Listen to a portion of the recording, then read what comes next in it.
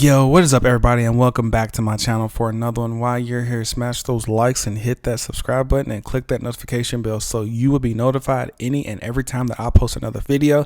It's a free and great way to support the channel. But let's get right into it. We're going to talk about the price, and then we're going to talk about the nitty gritty when it comes to XRP. Looks like right now the prices are actually taking a nosedive because of what happened yesterday. But the price of Bitcoin is $19,743. We got Ethereum at $1,486. We got BNB at $326.83, XRP at 43 cents. We don't know the future when it comes to crypto, when it comes to the price. Crypto is still speculative. However, I do believe that there is going to be a major turnaround soon. Now, do I believe Bitcoin is going to drop down to 3K?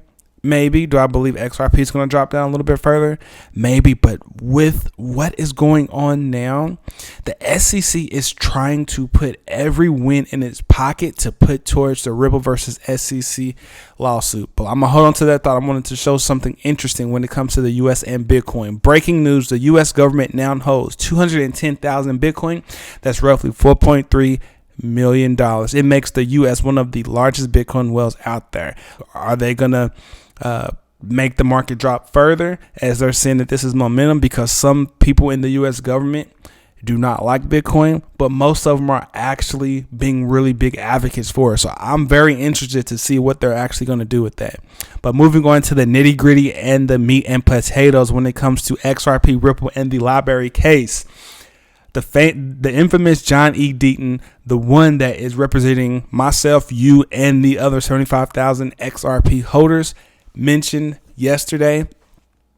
Earlier today, I said the LBRY decision was 100% victory for the SEC, which it was, and said it read as if the SEC wrote it, and the SEC will quote it to Judge Torres in the Ripple case. Now, I do believe that at some point, and he's absolutely correct, I do believe at some point that the SEC is actually going to put this in their filings when it comes to Ripple and for Judge Torres. But what I keep telling y'all as of yesterday, for yesterday, that Judge Torres is not bound by the win that the SEC has actually done when it comes to the LBRY token case.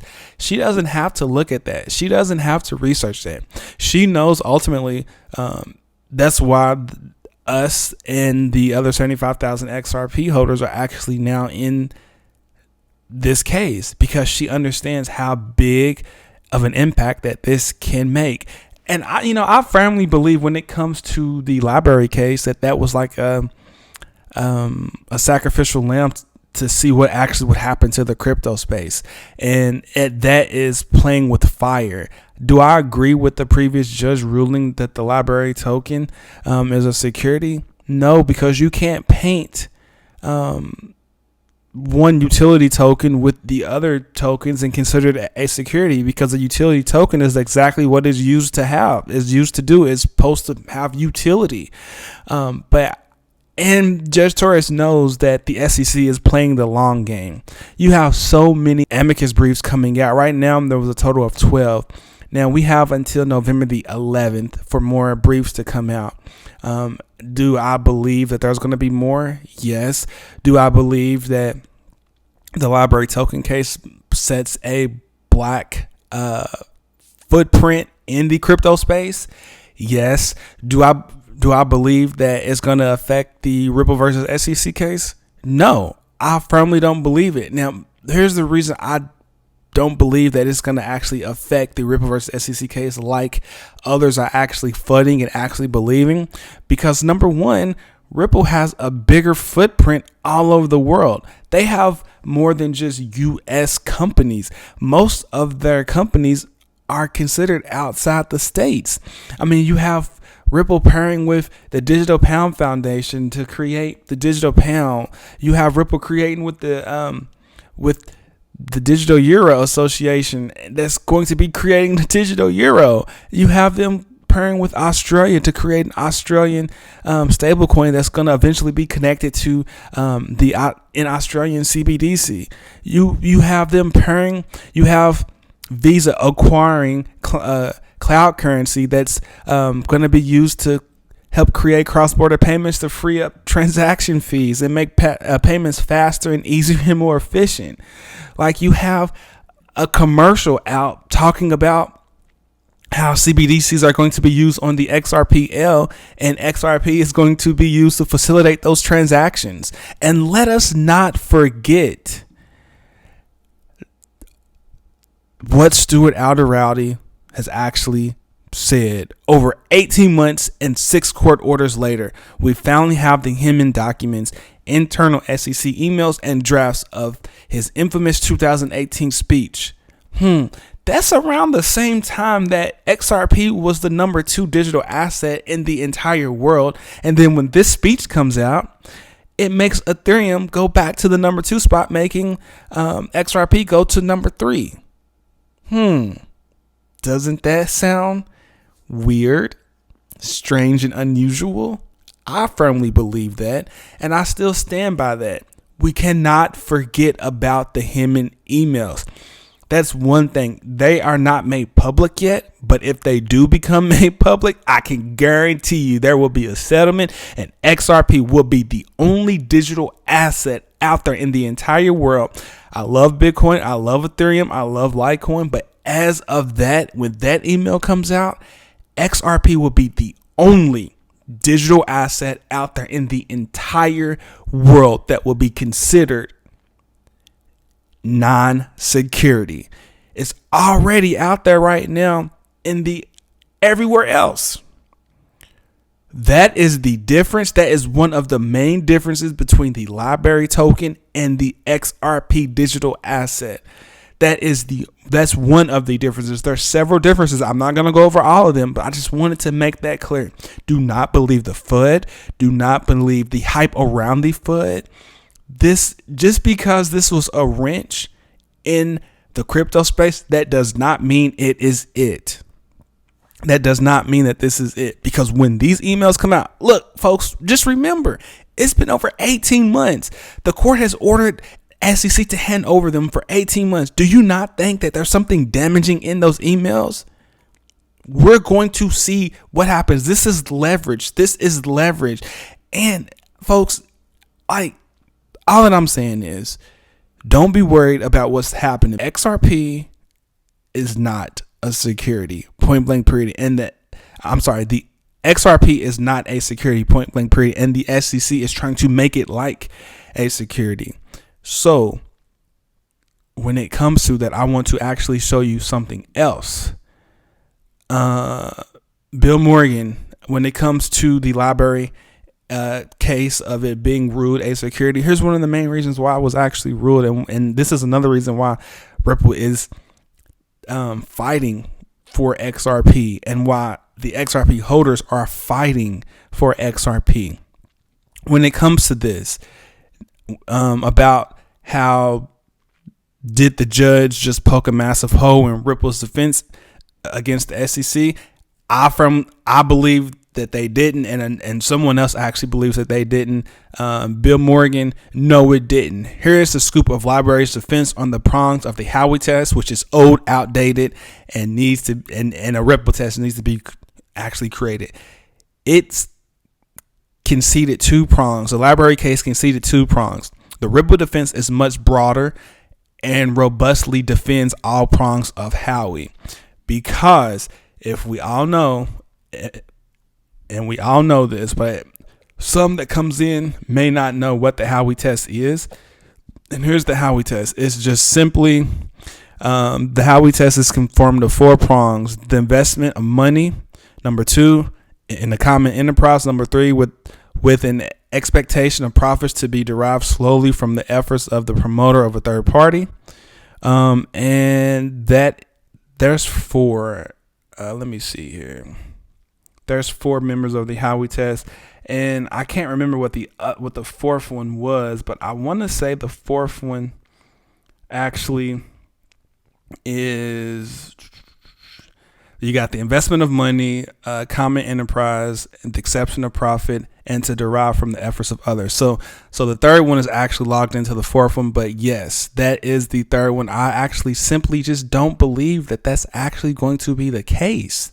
I really don't. And when it comes to the LBRY token, yeah, I get it. The LBRY token was considered a security, but that is not the end all be all, because there is a big backing and a major backing behind Ripple and XRP. And let us not forget that.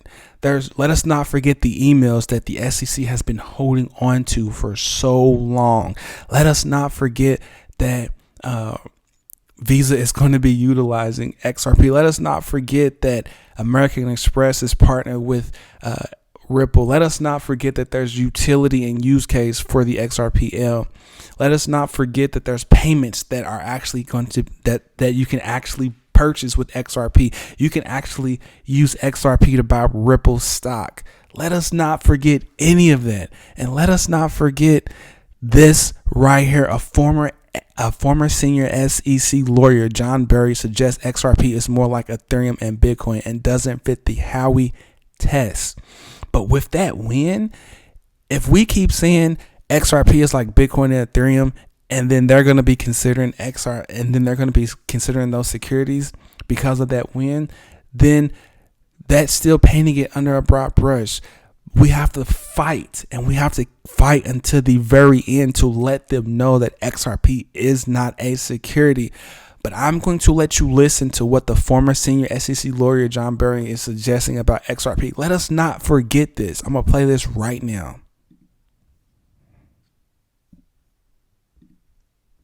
Litigation. John and Mike, I mean, you're listening to Steve or even just looking at SEC filings. All you do is apply this 80-year-old Howey case and SEC wins. That's it, open and shut. I mean, are there defenses or is it hopeless? Well, what's interesting, I mean, it goes to what I was talking about earlier. 2-3 years ago when the SEC started bringing all these cases, most of those cases, I think, for the most part, clearly fit within Howey. There were people who were using these tokens to raise money for something that hadn't even been created yet. And it was clear that they were marketed that way, and it was very clear. The SEC, I think, has gotten more aggressive. I think that the Telegram and Kick cases, I thought were pretty aggressive cases. And I certainly would put Ripple in that category. I mean, you look at Ripple itself. I mean, it's a token that's been around since, I think, 2013. And it's a lot like this other currency called Ether, which is a lot like Bitcoin. Ether started, and the founders of Ether used the token to raise money to help build its platform. And now Ether's out there and can be used just like Bitcoin to buy goods and services.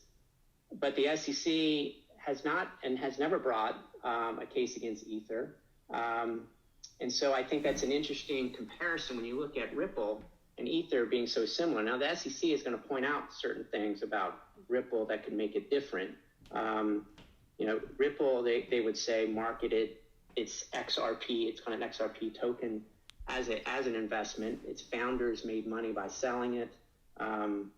Ripple's not quite as decentralized as Bitcoin. Bitcoin has, I think I mentioned earlier, these people called miners, that third parties who are not affiliated with Bitcoin at all, are just third parties out there making money by confirming these transactions, which is called mining. Ripple doesn't really do it that way. And it's one of its sort of, what it advertises as a good part of the way its token works. It doesn't have these miners. And these miners have to, instead it has what are called validators who are more. And there you have it, folks. A former senior SEC lawyer, John Berry, suggests that XRP is just like Ethereum and Bitcoin, but the SEC is trying to paint a broad brush over entire crypto, and we know that that's not the case. And just to give you another example, just to never forget, Tom Emmer does not like Gary Gensler's ways when it comes to his leadership. He made a tweet saying, Gary Gensler's leadership has been marked by unproductive regulation by enforcement, which he has, action that has jeopardized public trust and harmed our financial markets. This is absolutely the case, and I really firmly believe that this has to change. Congress now has to step in, and I believe that they will step in, but we just don't know when. But I believe the time is now. But just for those that really want to take a little step further, this is just a picture of how XRP is treated throughout the rest of the world. You got XRP is considered a security right now in the US, which it really shouldn't be because of the Ripple versus SEC lawsuit. And you also have XRP in the entire world outside of the US. That is amazing. This should show you where XRP is going. This is showing you that XRP is not going to stop. Now, there's no disrespect to the LBRY token, but this is one of the things that XRP has that the LBRY token does not. This is just another part of the bank. That's why I tell people not to worry. And if to give you a little bit step further, that same man, Tom Emmer, a member of Congress, is the same man that's actually going to tell you this right now.